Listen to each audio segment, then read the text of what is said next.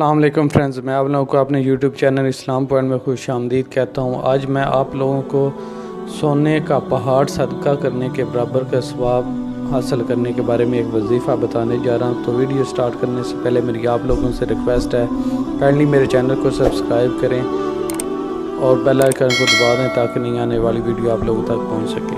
تو video start کرتے ہیں۔